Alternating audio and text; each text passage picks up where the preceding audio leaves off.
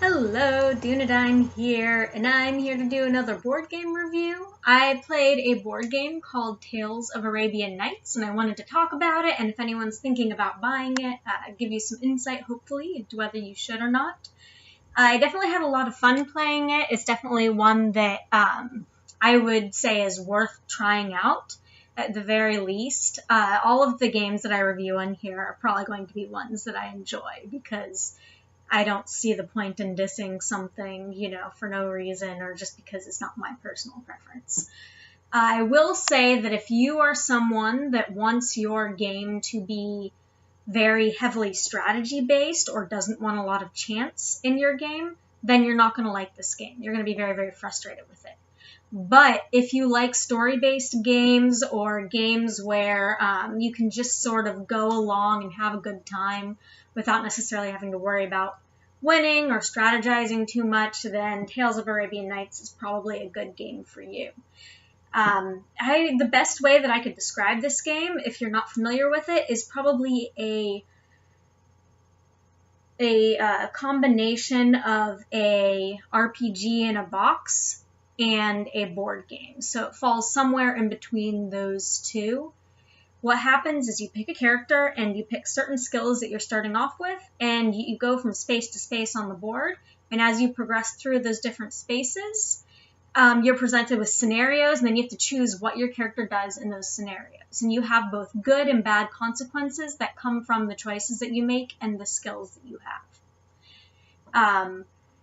However, it's very random. I forget how many there are, but I think there's somewhere over 1,000 different scenarios and things that can happen to your character as the game progresses. And every single other player is having the same thing happen with them. The goal is to basically accomplish enough throughout the game and get enough, both enough experiences for your character and get enough successful encounters with your character that you have created basically your own story, and then you go back to the center of the board, and that's how you win. And you have to finish by successfully completing a scenario in the center location where the game starts. In my game, we actually, all three characters ended up finishing everything that we needed by around the same time, and we're all racing back to the center of the board.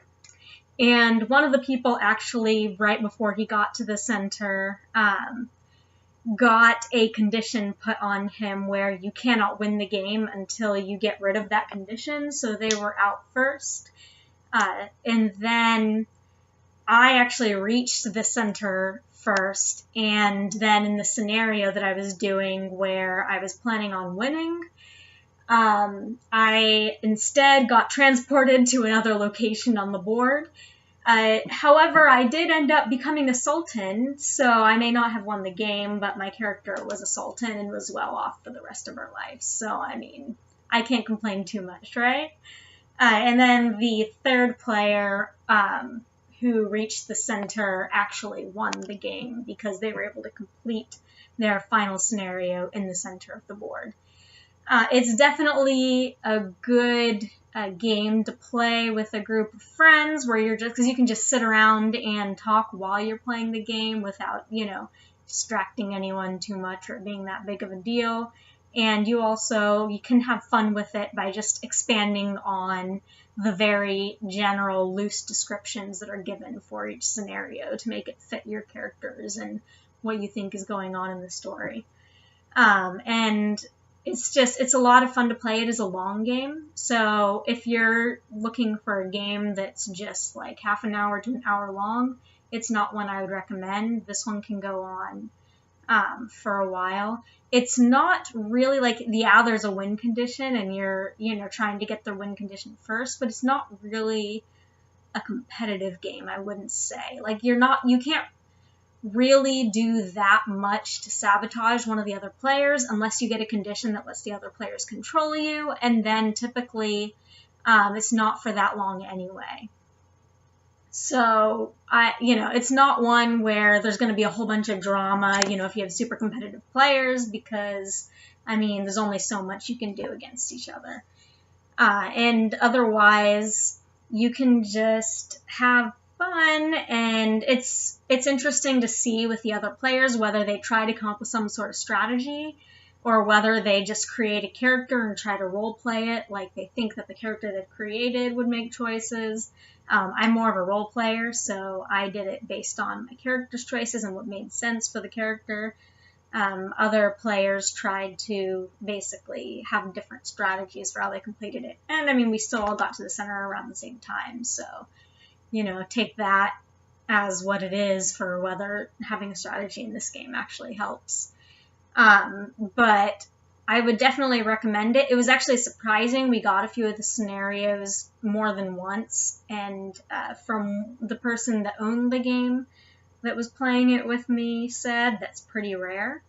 It is an expensive game. I looked up online before I started making this review, and it was about anywhere from $50 to $70, I think, when I checked it. So as far as buying a game, I would not say that this is a must-have game. I wouldn't say that if you're just starting to build your collection, this is one you should invest in.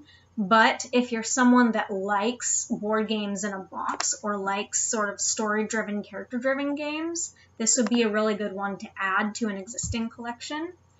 And I would say that it's a cool one because, I had never heard about it before. I started playing it with my friend who had it. It is one that, at least at this point, I don't think a lot of board gamers are going to have played. So I think it's a good one, if you have a group of people that regularly meets, to buy and to sort of share with them, and would be an experience for everyone, because I don't think there's a ton of people that have played it before.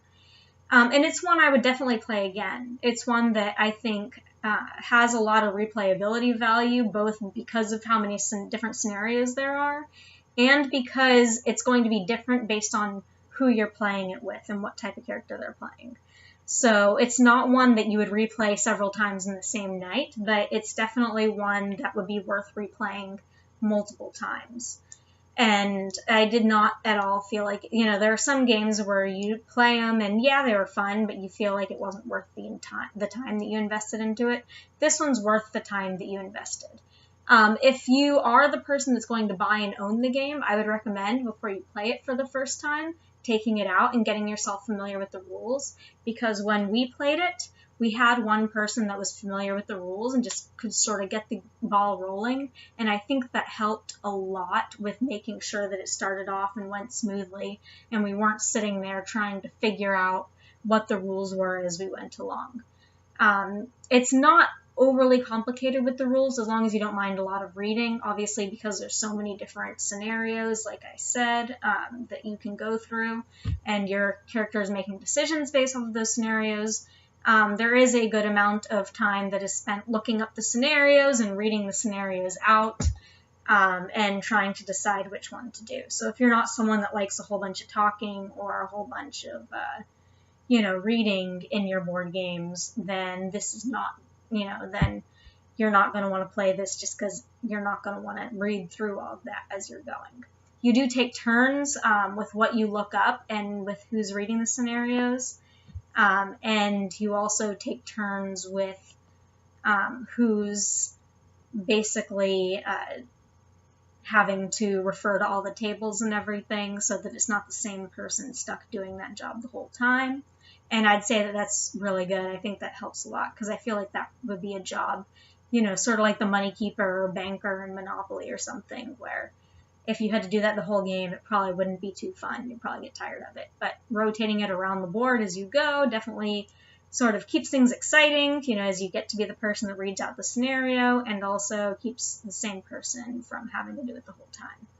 Anyway, I hope this review was helpful for you. If you have also played the game and enjoyed it, let me know what you thought in the description below. If this review was helpful, then let me know. If not, then tell me what I can do to improve them. And otherwise, I hope you have a great day. Thanks. Bye.